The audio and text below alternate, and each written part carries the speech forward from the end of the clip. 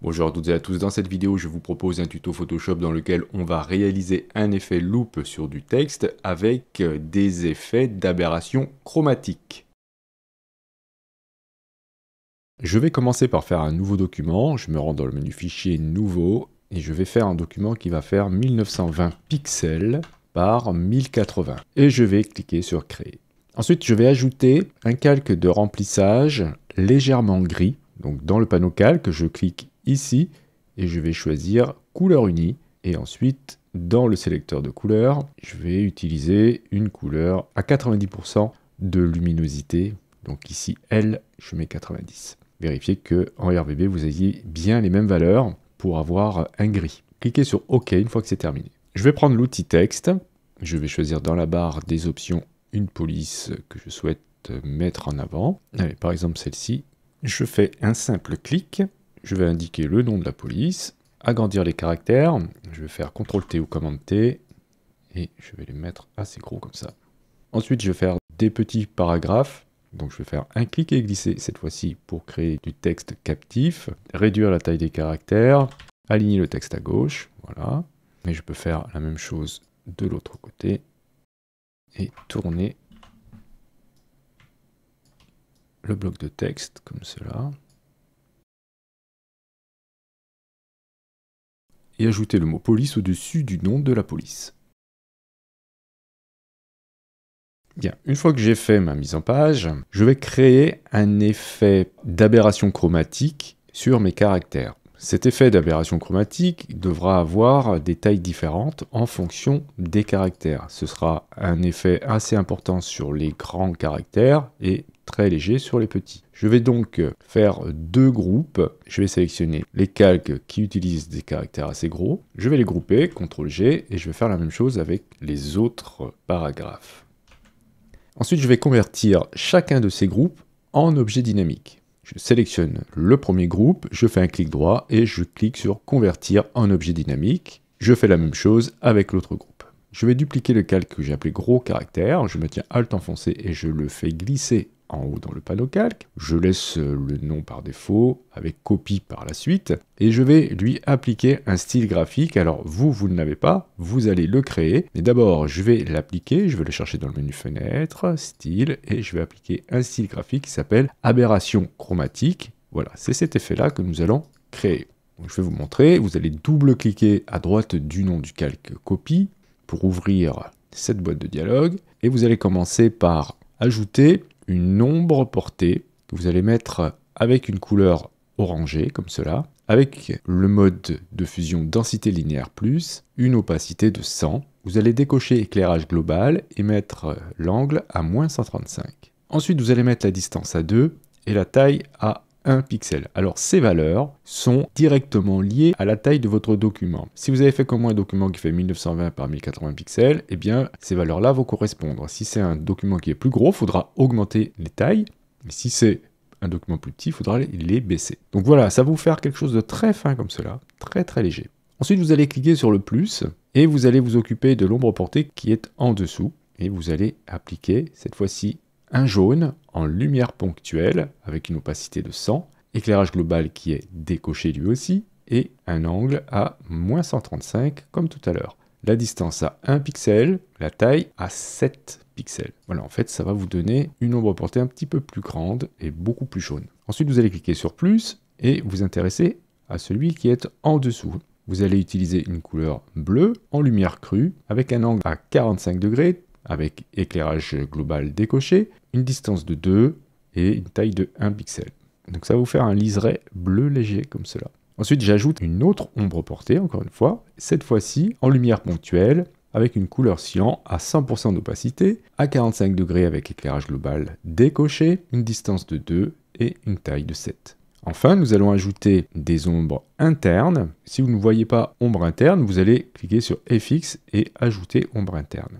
Le premier sera en lumière crue avec une couleur bleue à 100%, à -135 en angle, avec éclairage global décoché, une distance de 2 et une taille de 4. Et enfin, la dernière ombre sera un rouge en lumière crue, avec une opacité de 100 à 45 degrés, éclairage global décoché, une distance de 2, une taille de 4. Et ça va nous donner cet effet d'aberration chromatique que vous allez pouvoir enregistrer, bien sûr, en cliquant sur Nouveau style. N'oubliez pas de lui donner un nom facile à retenir. Ensuite, on va s'occuper des petits caractères. Vous allez dupliquer le calque, comme tout à l'heure. Donc, ce sera petit caractère copie. Et vous allez ensuite appliquer le style que vous venez de créer, aberration chromatique. Voilà, vous voyez, ça vous fait quelque chose de très flou comme cela. Donc, vous allez maintenant double-cliquer sur Effet pour, à chaque effet, réduire la taille et peut-être même la distance. Le but étant de réduire l'effet car les caractères ici sont tout petits.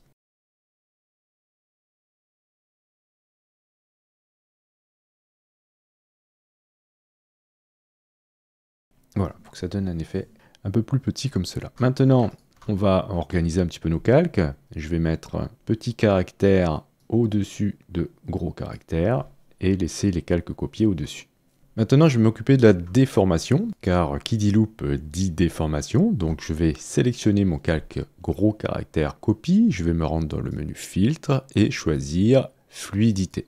Je vais sélectionner l'outil dilatation. Dans la colonne de droite, je vais utiliser une taille assez grosse, aux alentours de 400, avec une densité à 50, et je vais mettre le pas à 50 aussi. Et ce que je vais faire, c'est, après avoir zoomé, essayer d'agrandir localement les caractères. Ce qu'on va faire ici, ce ne sera pas physiquement juste, hein, car une loupe normalement doit grossir tous les caractères. Or ici, ils ne seront pas grossis tous de la même manière. Bon, ce qui compte, c'est qu'on ait l'illusion que ça fonctionne.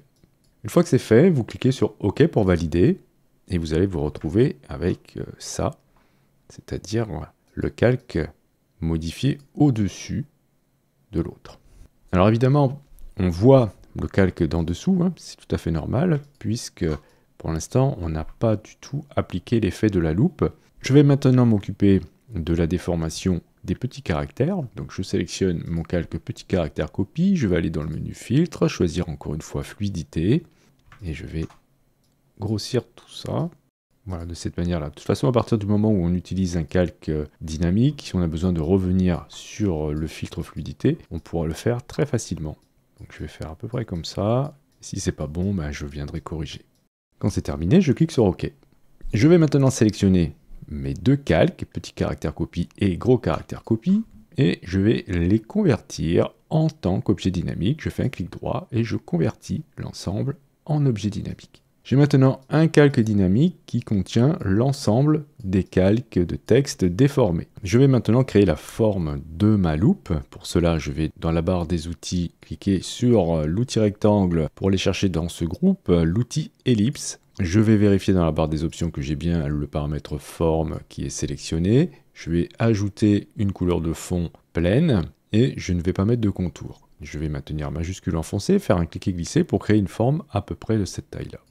Je vais ensuite bien vérifier que mon ellipse se trouve sous le calque texte déformé et double-cliquer sur sa vignette pour ouvrir le sélecteur de couleurs et à l'aide de la pipette, je vais cliquer dans la couleur de fond pour obtenir la même couleur de fond que celle de notre document. Je valide ensuite avec OK. Je vais ensuite maintenir Alt enfoncé et positionner mon curseur entre les deux calques et ensuite cliquer pour écrêter mon calque texte déformé avec l'ellipse que je viens de créer. Donc maintenant, lorsque vous prenez l'outil de déplacement, vous allez voir que vous avez déjà un petit effet intéressant de déformation de vos caractères lorsque vous passez dessus.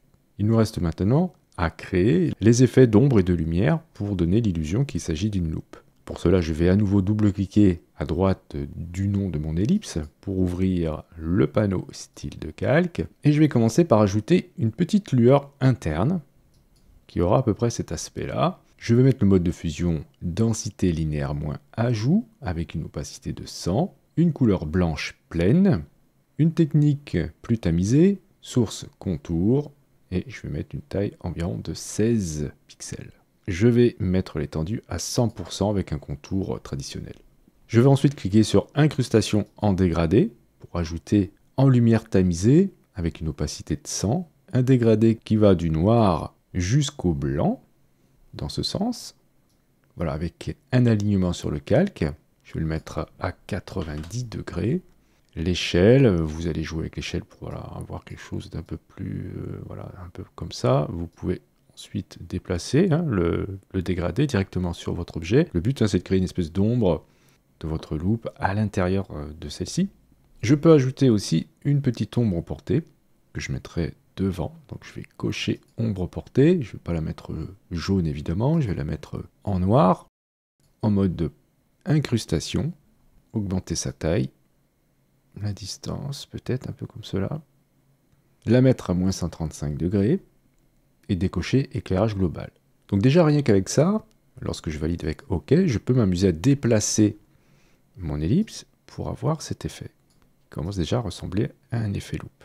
Je vais ajouter un autre effet dans mon ellipse 1. Je vais double-cliquer sur effet, car j'aimerais bien avoir quelque chose d'un peu plus dur à l'intérieur. Donc je vais ajouter une ombre interne, que je vais mettre noire, à 90 degrés.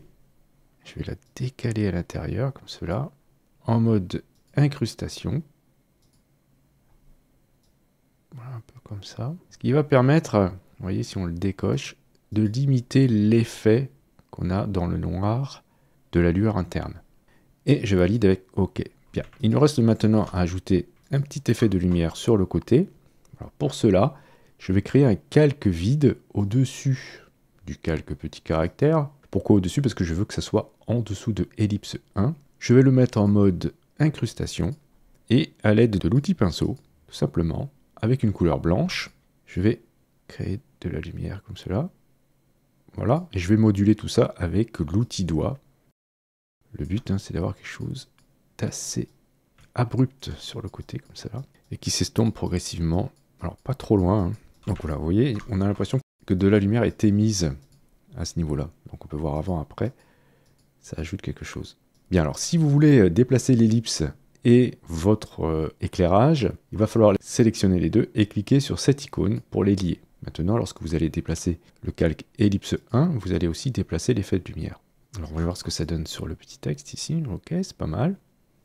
Pour ajouter un petit peu plus de réalisme, on peut mettre des reflets à l'intérieur de la loupe. Pour cela, je vais créer un calque vide au-dessus de tout. Je vais prendre l'outil pinceau, peindre en blanc des formes, comme cela à peu près.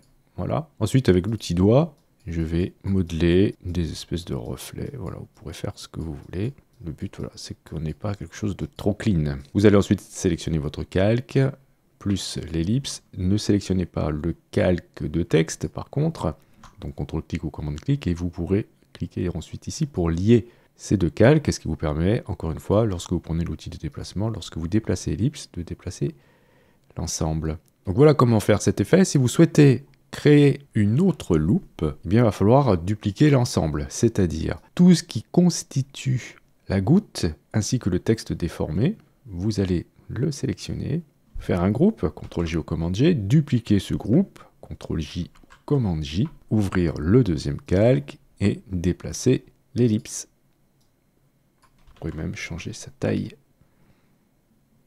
Et voici comment obtenir cet effet dans Photoshop. Je vous remercie d'avoir suivi cette vidéo. Si vous avez des questions, bien sûr, n'hésitez pas à le faire dans les commentaires. Si vous souhaitez soutenir cette chaîne, vous pouvez cliquer sur j'aime. C'est hyper important pour le référencement. Si vous n'êtes pas abonné et que vous souhaitez le faire, vous pouvez cliquer sur abonnez-vous. N'oubliez pas la petite clochette pour être averti des prochains cours, des prochains tutos. Justement, on se dit à la prochaine pour un autre cours ou pour un autre tuto.